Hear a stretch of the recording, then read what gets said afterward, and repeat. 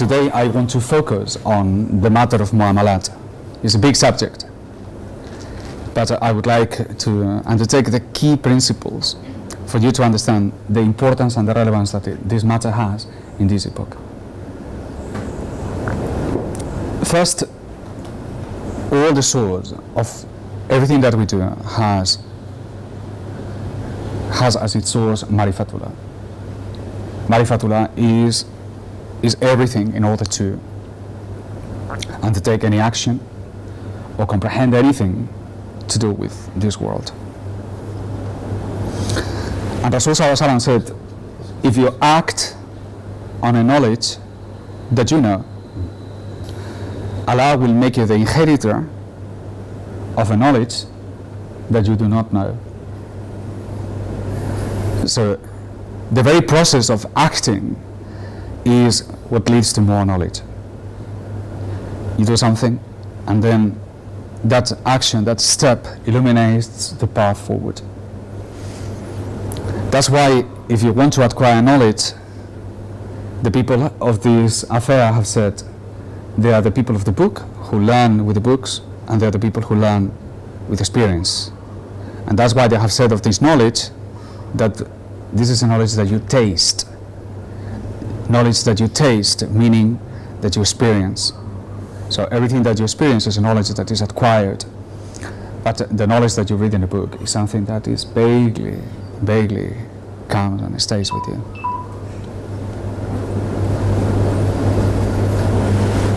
Muamalat is the science of the action of the people with the people.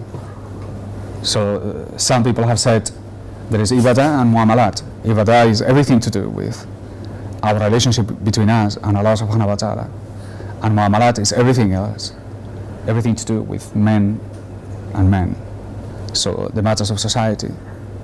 What needs regulation are both, but the matters of muamalat have, in the history of the fiqh, occupied the most part of the science of the fiqh. So if you look into the books of fiqh, you will find that almost 2/3 of the fiqh is to do with muamalat, is to do with trading. And what is relevant about this is that today these matters of muamalat have been almost forgotten totally. And something remains, but the vast part of it has disappeared. And it has disappeared partly because it hasn't been practiced for over 100 of years. So what applies is the other part of this hadith, which is if you act upon a knowledge that you know, you will inherit one that you know. But if you do not act upon something that you know, you end up losing it.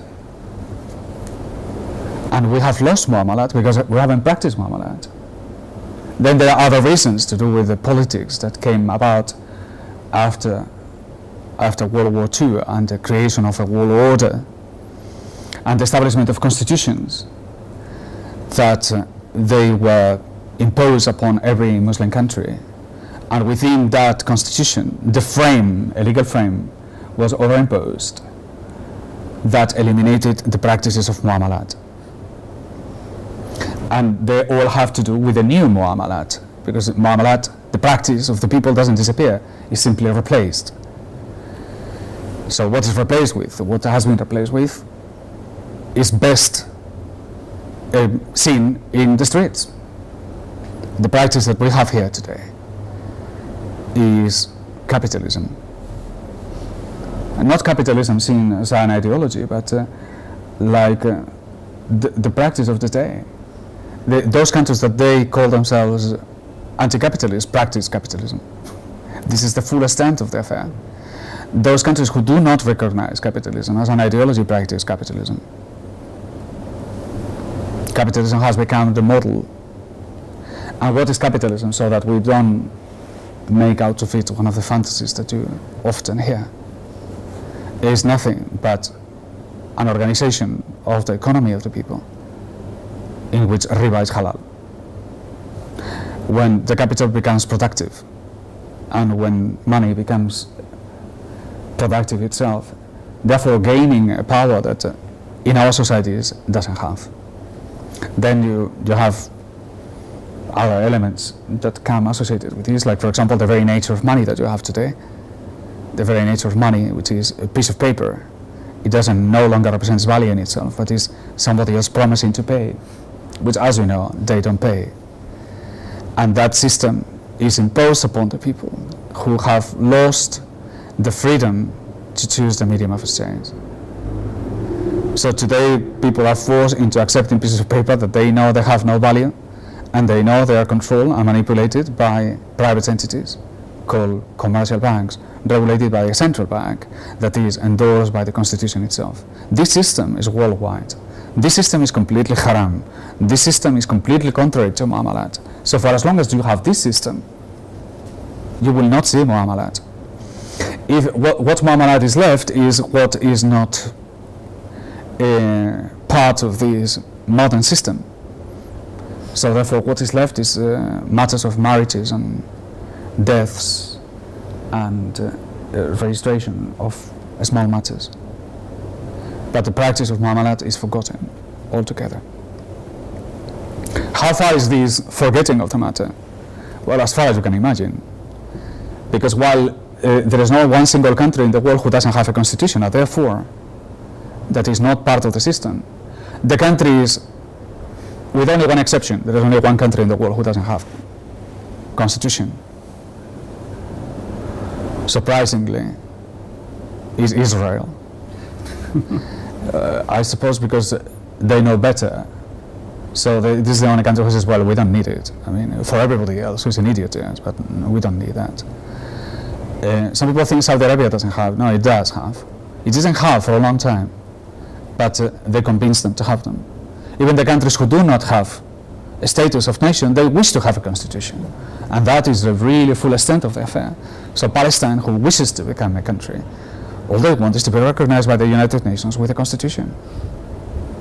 Now you have to give credit to that, because when you have a slave who wishes to stay in prison, and you have people outside who want to come into the prison, you have achieved resounding success. And this is because it's seen as there is no other system. So capitalism, the present system that we have today, claims for itself absolute dominance based off there is no alternative. And these ideas endorsed by the people who may present the alternative, which is precisely Islam. Because our ulama have created Islamic capitalism. Now Islamic capitalism is not what you may think it is. It's to take capitalism and filter it through Islam and see what happens. Which it is a bad idea anyway, because if you want to eliminate prostitution, for example, you don't look at brothels and try to Islamize brothels. What you think is about marriage and how to promote marriage. So the idea of Islamizing capitalism in the first place is a bad idea, but it's not even what it seems to be. It's not the Islamization of capitalism, but it is to make the Sharia compliant to capitalism. It is a reform of Islam. And it's openly said, a reform of Islam. And it has names, and it has people, and we know who they are, and we know what they wrote, and it's all there. And there is no doubt about their intentions, because they were very clear from the very beginning. They wanted to adapt Islam to the modern ways. And what it seemed to be a way of bringing Islam up, as they claim, it clearly was the absolute guarantee that Islam will never rise again. So the result of these ideas are things that they are very common, like for example Islamic banks and so on, and Islamic constitutions, Islamic stock exchange, Islamic insurance, Islamic futures, Islamic paper money, blah blah blah blah blah, the whole thing. The system that we have today, only a handful of people claim that we have to return to Muamalat.